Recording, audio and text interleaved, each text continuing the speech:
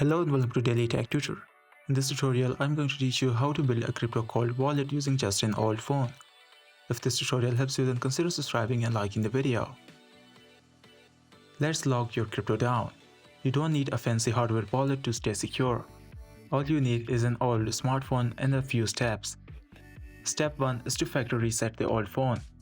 Wipe everything so you start fresh, no apps, no data, no hidden malware. Step 2 is to turn off Wi-Fi, Bluetooth and cellular permanently. This phone should never go online again after setup. That's what makes it a cold wallet. Step 3 is to install a wallet app while you're still online. Use something trusted like Blue Wallet or Trust Wallet. After install, back up the recovery phrase on a paper and not on a phone.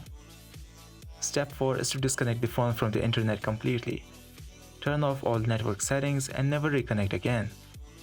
You can even remove the SIM card or keep it in an airplane mode forever. Now to store crypto here, just send it to one of the wallet addresses. For holding and storing crypto, this setup is perfect. And a bonus tip, hide or lock the phone away like you would with a hardware wallet.